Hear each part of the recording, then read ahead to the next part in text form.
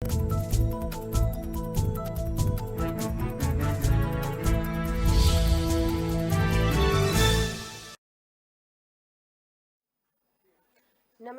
के news national के मंच पे आप सभी का स्वागत है। देखते हैं देश विदेश की अब तक की बड़ी खबरें। एक नजर हेडलाइंस पे। अफगानिस्तान में तालिबानी हुकूमत के बीच काबुल एयरपोर्ट से उड़ानें जल्द शुरू होने की उम्मीद है। कतर से आई कई टेक्निकल टीम आतंकी हमले से एयरपोर्ट पर हुए नुकसान का जायजा ले रही है। सुप्रीम कोर्ट ने गुरुवार को मीडिया के एक सेक्शन में कम्युनल टोन में रिपोर्टिंग को लेकर कड़ी नाराजगी जाहिर की। अमेरिका के न्यूयॉर्क और न्यू जर्सी राज्य में ईदा हैरिकेन ने कहर मचाया हुआ है। रविवार को शुरू हुए हैरिकेन का असर अब भी अमेरिकी मीडिया के मुताबिक इन दो राज्यों में अब तक 8 लोगों की मौत हो चुकी है।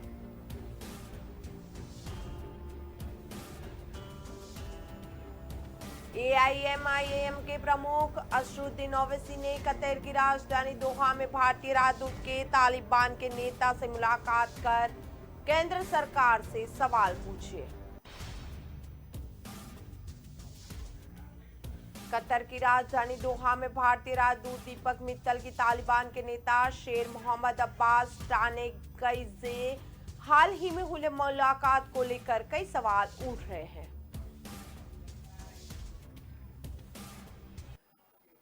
अफगानिस्तान में तालिबानी हुकूमत के बीच काबुल एयरपोर्ट से उड़ानें जल्द शुरू होने की उम्मीदें हैं। कतर से आई एक टेक्निकल टीम आतंकवादी हमले से एयरपोर्ट पर हुए नुकसान का जायजा ले रही है।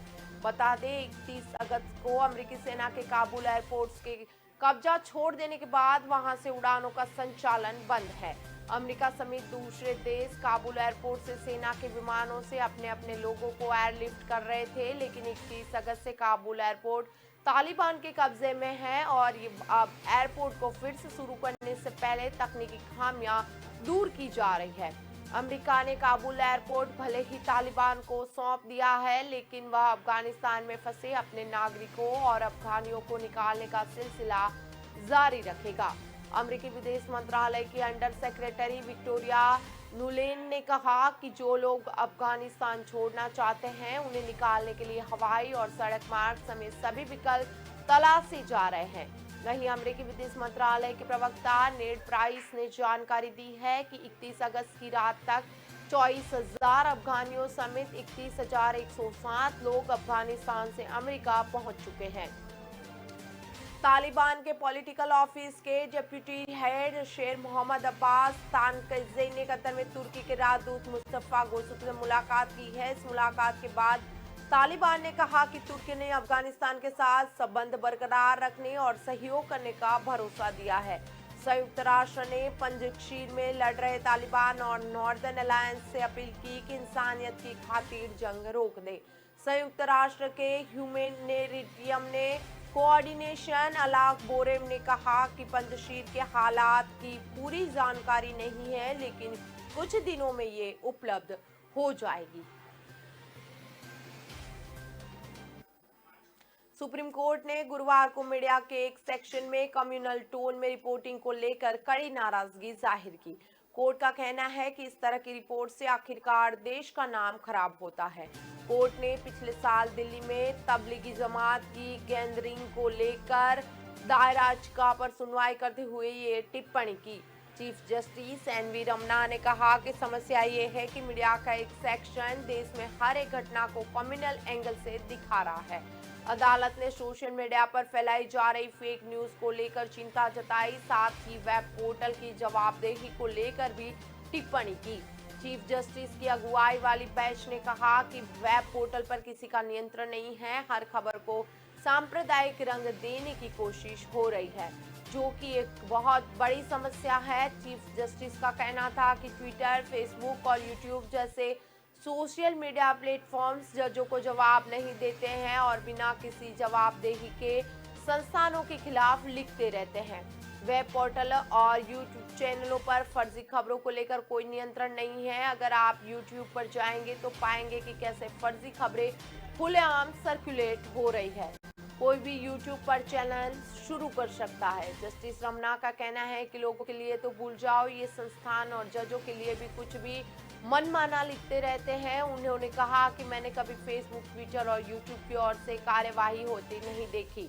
वो जवाबदेही नहीं है। वो कहते हैं कि हमारा अधिकार है। वे केवल शक्तिशाली लोगों को ही जवाब देते हैं। अमेरिका के न्यूयॉर्क और न्यू जर्सी राज्य में ईदा हरिकेन ने कहर मचाया हुआ है। रविवार से शुरू हुए हरिकेन का असर अब भी है। अमेरिकी मीडिया के मुताबिक इन दोनों राज्यों में अब तक 8 लोगों की मौत की खबर है।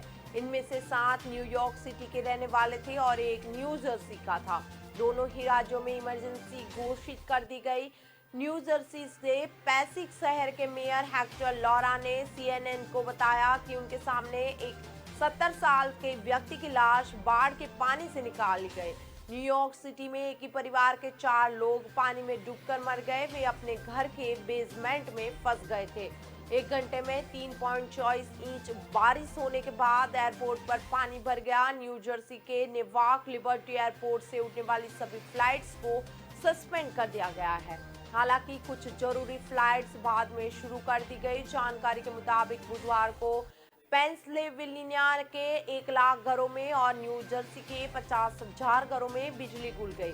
न्यू जर्सी के मुलिका हिल में 9 घर पूरी तरह से बर्बाद हो गए। सड़कों की हालत बहुत बेस खराब है।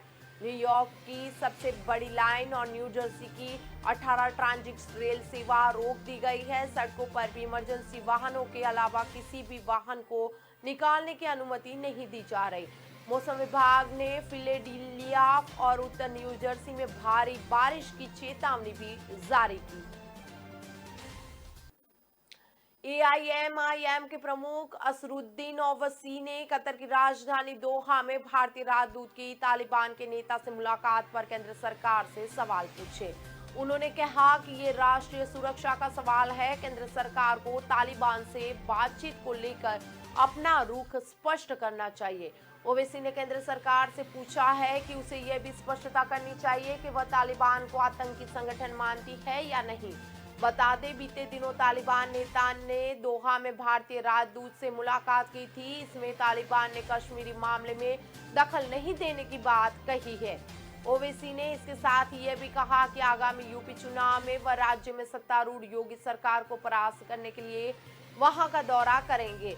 7 सितंबर को वह फैजाबाद, 8 को सुल्तानपुर और 9 सितंबर को बाराबंकी का दौरा करेंगे।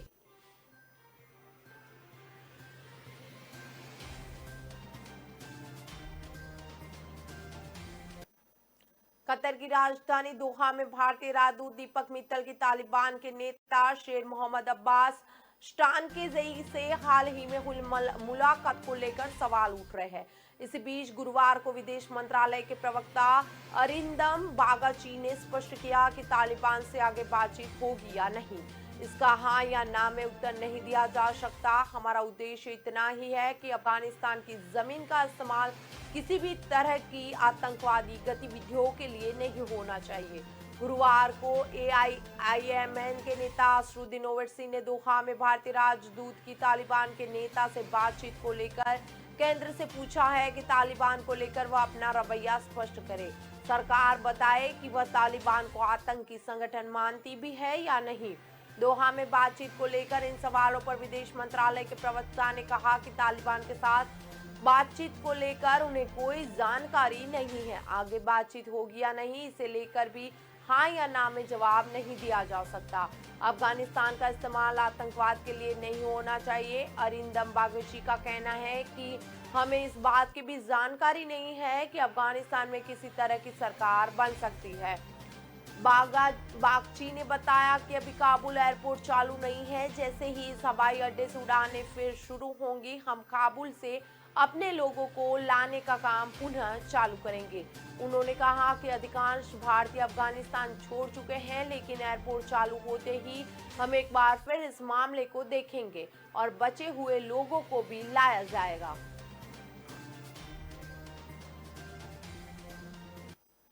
फिलहाल वक्त हो चला है ब्रेक का। ब्रेक के बाद फिर मिलेंगे।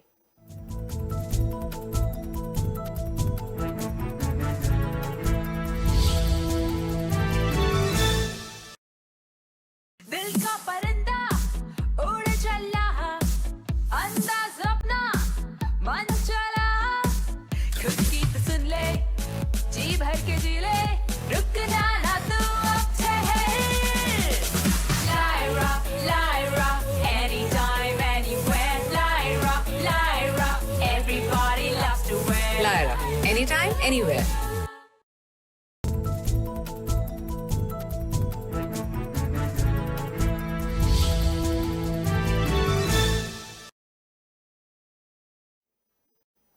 ब्रेक के बाद एक बार फिर की न्यूज नेशन के मंच पे आप सभी का स्वागत है।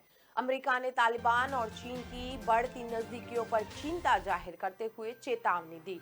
उसका मानना है कि अफगानिस्तान पर तालिबान के कब्जे के बाद चीन अफगान धरती का इस्तेमाल अपने फायदे के लिए करना चाहेगा। पूर्व वरिष्ठ अमेरिकी राजनयिक ने चेतावनी देते हुए कहा कि चीनी अब बगराम एयरफोर्स बेस को हथियाने की हर संभव कोशिश करेगा। इसकी मदद से वो पाकिस्तान को भारत के खिलाफ मजबूत करना चाहेगा। संयुक्त राष्ट्र में अमेरिका के पूर्व दूत निक्की हेले ने कहा कि अफगानिस्तान से सेना वापसी के फैसले के बाद से राष्ट्रपति जो बाइडेन ने अपने समर्थकों और लोगों का भरोसा खो दिया है। ऐसे में अमेरिका के सामने अब कई तरह की चुनौतियां आएंगी। अमेरिका को अपने लोगों की सुरक्षा सुनिश्चित करनी होगी। यही नहीं, अमेरिका को साइबर सुरक्षा पर भी खास ध्यान देना होगा। रूस जैसे देश हम पर हमला करने का कोई मौका नहीं चुकेंगे, क्योंकि उनके पिछले साइबर हमले का हमने मुंह तोड़ जवाब नहीं दिया। उन्होंने कहा कि हमें चीन पर पहले से ज्यादा सतर्कता से नजर रखनी होगी। ऐसा इसलिए क्योंकि अब चीन अफगानिस्तान के जरिए अपने मंसूबे पूरा करना चाहेगा। अब तक वह पाकिस्तान के जरिए भारत पर दबाव नहीं बनना रहा था, लेकिन अब वह बगराम एयरफोर्स बेस के जरिए पाकिस्तान का इस्तेमाल भारत के खिलाफ करने की कोशिश करेगा। ऐसे में अमेरिका के सामने सिर्फ अंदरूनी ही नहीं, वैश्विक मददों से निपटने की ताकत भी होनी चाहिए।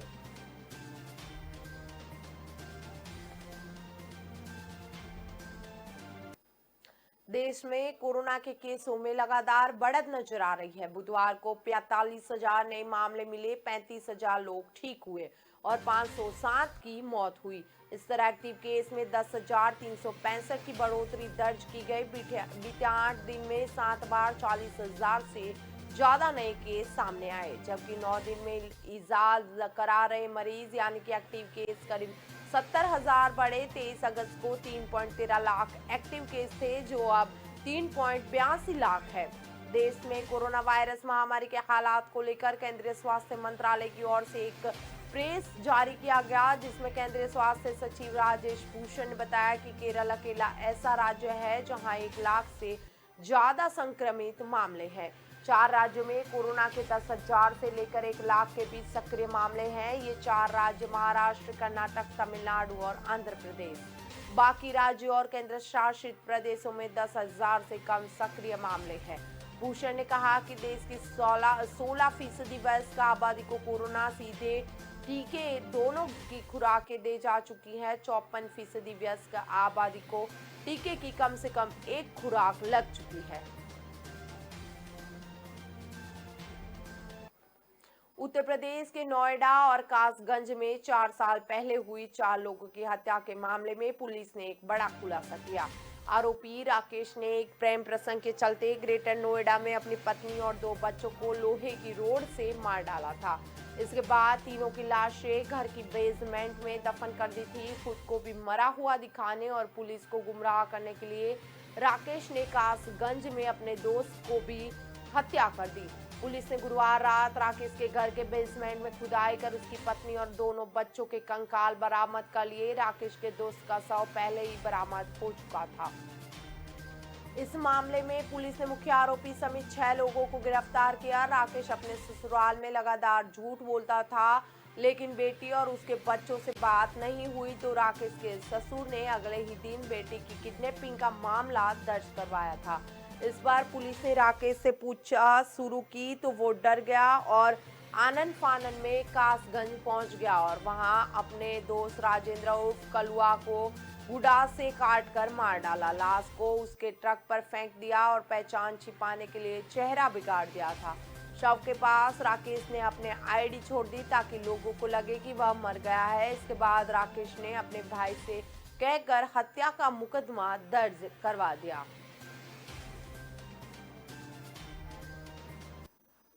कोरोना संक्रमण की संभवित तीसरी लहर के बीच पंजाब में बच्चों में संक्रमण का खतरा बढ़ गया है। वह खुलासा केंद्र सरकार द्वारा कराए गए सर्वे में हुआ। पंजाब में 30 दिन के आंकड़ों के अनुसार 9.6% की दर से बच्चों में संक्रमण की वृद्धि हुई है और राज्य संक्रमण दर में शीर्ष पर है। 2 अगस्त से स्कूल खुलने के बाद बच्चों में संक्रमण के ज्यादा मामले सामने दिख रहे हैं। पंजाब में स्कूल खुलने के बाद अब तक 40 से अधिक विद्यार्थी संक्रमित मिल चुके हैं। लुधियाना के एक स्कूल में कक्षा 11 के 20 से अधिक विद्यार्थियों की रिपोर्ट पॉजिटिव आई। इसके बाद स्कूल को 14 दिनों के लिए बंद कर दिया गया। देश में विशेषज्ञ इन दिनों कोरोना वायरस संक्रमण की तीसरी लहर की चेतावनी दे रहे हैं। विशेषज्ञों का कहना है कि सितंबर के मध्य तक इसकी शुरुआत हो जाएगी। इसकी सबसे बड़ी वजह विशेषज्ञ त्योहारी सीजन और स्कूलों को पूरी तरह खोले जाने को मान रहे हैं। पंजाब में भी 2 अगस्त से स्कूल खुले जा रहे हैं। ऐसे में स्कूलों में बच्चों में संक्रमण का खतरा ज्यादा बढ़ गया। बच्चों को संक्रमण से बचाने के लिए हाल ही में केंद्र द्वारा सर्वे कराया गया, जिसमें खुलासा हुआ कि पंजाब में पिछले कुछ दिनों में बच्चों में संक्रमण के मामले तेजी से बढ़ रहे हैं। देश के अन्य राज्य के मुकाबले पंजाब में जुलाई और अगस्त में बच्चों में कोरोना वायरस संक्रमण के सबसे ज्यादा मामले देखिए। पंजाब में बच्चों में संक्रमण की संख्या में 9.6% का इजाफा हुआ। बच्चों में बढ़ती संक्रमण दर को लेकर पंजाब सरकार की चिंताएं बढ़ गई है। यूनाइटेड किंगडम के विदेश मंत्री डोमिनिक राब ने गुरुवार को कतर की अमीर शेख तमीम बिन हमाद अल थनी और उप प्रधानमंत्री व विदेश मंत्री शेख मोहम्मद बिन अब्दुर्रहमान अल थनी से मुलाकात की। इस मुलाकात के दौरान अफगानिस्तान में बिगड़ते हालात और वहां के ब्रिटिश नागरिक और अफगान समर्थकों को सुरक्षित निकालने को लेकर चर्चा हुई।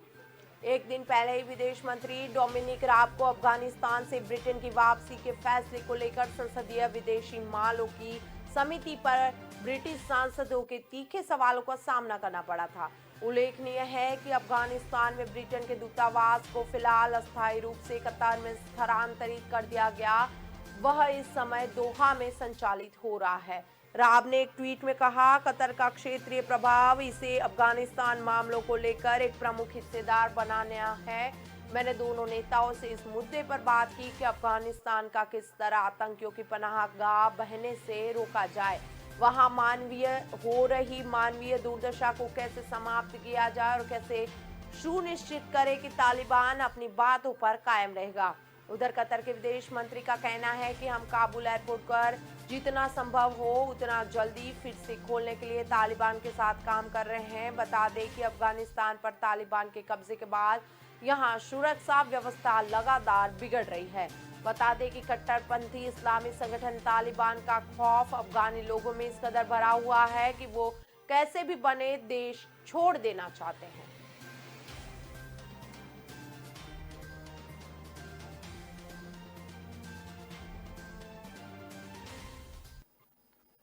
फिलहाल वक्त हो चला है ब्रेक का। ब्रेक के बाद फिर मिलेंगे।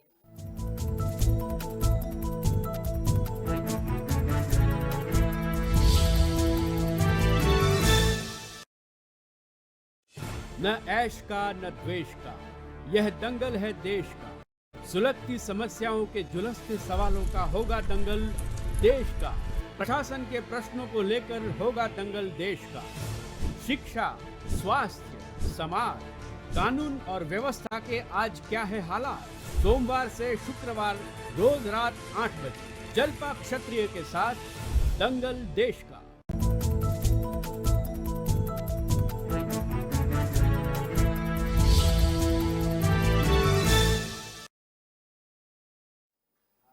ब्रेक के बाद एक बार फिर के न्यूज नेशन के मंच पे आपका स्वागत है।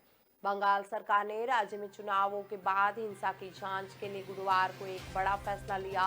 दरअसल सरकार ने कलकत्ता उच्च न्यायालय द्वारा गठित एसआईटी की सहायता के लिए 10 वरिष्ठ आईपीएस अधिकारियों की नियुक्ति कर दी। बता दें कि एसआईटी में पश्चिम बंगाल कैडर के 3 आईपीएस अधिकारी समन बाला साहू, सौमेन मित्रा, रणवीर कुमार शामिल है। वहीं हाईकोर्ट ने राज्य की सभी एजेंसियों को जांच के लिए सीबीआई और एसआईटी को सहयोग करने को भी निर्देश दिया है। इससे पहले बुधवार को पश्चिम बंगाल में विधानसभा चुनाव परिणामों के बाद हत्या और महिलाओं के साथ किए गए अपराधों की जांच सीबीआई को सौंपने के कलकत्ता हाईकोर्ट के फैसले को राज्य सरकार ने सुप्रीम कोर्ट में चुनौती दी थी। पश्चिम बंगाल सरकार ने हाई कोर्ट के आदेश के खिलाफ सुप्रीम कोर्ट में विशेष अनुमति याचिका दाखिल कर दी, लेकिन अभी सुप्रीम कोर्ट की रजिस्ट्री की ओर से इस याचिका का परीक्षण किया जा रहा है। परीक्षण का काम पूरा होने के बाद मामले को सूचीबद्ध किया जाएगा। कलकत्ता हाई कोर्ट ने अपने 19 अगस्त के आदेश में कहा था कि राष्ट्रीय मानव अधिकार आयोग समिति की रिपोर्ट में बताई गए हत्या या महिलाओं से दुष्कर्म से संबंधित सभी मामलों की जांच सीबीआई को सौंपी जाए। हाईकोर्ट ने कहा था कि राज्य को मामलों में सभी रिपोर्ट सीबीआई को सौंपनी चाहिए। साथ ही हाईकोर्ट ने एनएचआरसी समिति की रिपोर्ट में उल्लेखित अन्य सभी मामलों को जांच अदालत की निगरानी में विशेष जांच दल के कराने का निर्णय लिया। आज सप्ताह के चौथे कारोबारी दिन यानी गुरुवार को शेयर बाजार दिन भर के उतार चढ़ाव के बाद हरे निशाने पर बंद हुआ। बॉम्बे स्टॉक एक्सचेंज का प्रमुख इंडेक्स सेंसेक्स 514.33 अंकों की बढ़त के साथ 57,852.54 के स्तर पर बंद हुआ। वहीं नेशनल स्टॉक एक्सचेंज का निफ्टी 157.90 अंकों की तेजी के साथ 17,234.15 के स्तर पर बंद हुआ। वह सेंसेक्स निफ्टी के बंद होने का उच्चतम स्तर है। बीते सप्ताह में बीएसई का 30 शेयर वाला सेंसेक्स 795.40 अंक का था या 1.43% चढ़ा था। टीसीएस और रिलायंस जैसी दिग्गज कंपनियों के शेयर्स में आए उछाल से घरेलू बाजार को मजबूती मिली। कोरोना वायरस महामारी की 2 लहरों का सामना कर चुके देश की अर्थव्यवस्था मजबूती के साथ पटरी पर लौट रही है। वित्त वर्ष 2021-22 के पहली तिमाही में जीडीपी विकास दर 20.1% रही। यह चीन से भी बेहतर आंकड़े हैं, क्योंकि पहले तिमाही में चीन की विकास दर 7.9% दर्ज की गई। यानी यह माना जा सकता है कि भारतीय अर्थव्यवस्था चीन के मुकाबले तेजी से सुधर रही है। इसके निवेशकों में उत्साह बढ़ा है, साथ ही विदेशी निवेश लगातार बढ़ रहा है, जिससे घरेलू बाजारों में तेजी आई। डॉलर के मुकाबले रुपया भी मजबूत हुआ। साथ ही टीकाकरण से निवेशकों में कोरोना का डर खत्म होता जा रहा है। दिग्गज शेयरों की बात करें तो दिन भर के कारोबार के बाद Shri cement, HDFC life, Cipla, TCS और हिंदुस्तान यूनिलीवर के शेयर हरे निशाने पे बंद हुए। वहीं M&M, ONGC, Bajaj auto, Divi's lab और टाटा मोटर्स के शेयर्स लाल निशाने पे बंद हुए। बॉलीवुड के मशहूर गायक उदित नारायण सरकारी फंडों की हेराफेरी के मामले में जालंधर की कोर्ट में पेश हुए। साल 2011 में नवान शहर में करवाए गए शहीद आजम भगत सिंह जन्म शताब्दी समारोहों के दौरान सरकारी फंडों में हेराफेरी का मामला सामने आया था, जिसमें तत्कालीन डिविजनल कमिश्नर स्वर्ण सिंह, जेएस एंटरप्राइजेस के मालिक विकास मेहरा निवासी फरीदाबाद, संजय निवासी फरीदाबाद और सतवीर सिंह बाजवा निवासी चंडीगढ़ को नामजद किया गया था। इस मामले में गवाही के लिए उदित नारायण जालंधर में जिला व सेशन जज रूपिंदर जीत चहल की अदालत में पेश हुए। इस बारे में सीनियर एडवोकेट संजीव बंसल ने बताया कि उदित नारायण की इसी केस में गवाही थी। उदित नारायण ने अदालत को बताया कि उन्हें इस समागम में बुलाने के लिए 1 लाख रुपए तय हुए थे। इतनी ही रकम का चेक भी उन्हें दिया गया। इसके अलावा 12 लाख रुपए उनकी टीम को दिए गए थे। उन्होंने अदालत में पेश इस तथ्य की पुष्टि की। यह केस विजिलेंस ब्यूरो के तत्कालीन एसएसपी सुरजीत सिंह ग्रेवाल की शिकायत पर दर्ज हुआ था। भारतीय क्रिकेट टीम के कप्तान विराट कोहली बीते दिनों सुर्खियों में थे, लेकिन उनकी सुर्खियों में रहने की वजह क्रिकेट नहीं थी। दरअसल कोहली अपने एक सोशल मीडिया पोस्ट की वजह से खबरों में आए। इस पोस्ट पर advertising standard council of India की ओर से कोहली को नोटिस भेजा गया था, जिसके बाद कोहली को अपने इंस्टाग्राम पोस्ट एडिट करनी पड़ी। आइए समझाते हैं क्या है ये पूरा मामला। विराट कोहली ने क्या गलती की? इन्फ्लुएंसर मार्केटिंग क्या होती है? भारत में इसका कारोबार कितना बड़ा है और भारत में इन्फ्लुएंसर मार्केटिंग को लेकर गाइडलाइन क्या है? कोहली ने 27 जुलाई को इंस्टाग्राम पर एक पोस्ट शेयर की। 3 फोटो की ये पोस्ट एक यूनिवर्सिटी के स्टूडेंट्स के बारे में है, जो टोक्यो ओलंपिक में भारत का प्रतिनिधित्व कर रहे हैं। पहले फोटो में विराट ने लिखा, ओलंपिक में भारत की ओर से भेजे गए कुल खिलाड़ियों में से 10% इस यूनिवर्सिटी से है। ये एक रिकॉर्ड है। उम्मीद करता हूँ यूनिवर्सिटी के स्टूडेंट्स भारतीय क्रिकेट टीम का भी हिस्सा बनेंगे। अगले 2 फोटो यूनिवर्सिटी के पोस्टर हैं, जिनमें 11 खिलाड़ियों के नाम है जो टोक्यो ओलंपिक में भारतीय दल का हिस्सा थे। कॉली ने इस पोस्ट में यूनिवर्सिटी को भी मेंशन किया है। जाहिर सी बात है कि ये एक पेड पोस्ट है और इन्फ्लुएंसर मार्केटिंग का हिस्सा है, यानी कोहली ने इस पोस्ट को यूनिवर्सिटी के पैसे लिए हैं। अभिनेता सिद्धार्थ शुक्ला का निधन हुआ। अभिनेता और big boss winner Siddharth Shukla का गुरुवार को निधन हो गया। मुंबई में कोपर अस्पताल में 40 वर्षीय सिद्धार्थ ने अंतिम सांसें ली। मुंबई पुलिस ने इस मामले में एक्सीडेंटल डेथ रिपोर्ट दर्ज की। हालांकि अभी तक किसी को भी क्लीन चिट नहीं दी गई। सिद्धार्थ की बहन और उनके जीजा दोनों ही हॉस्पिटल में मौजूद है।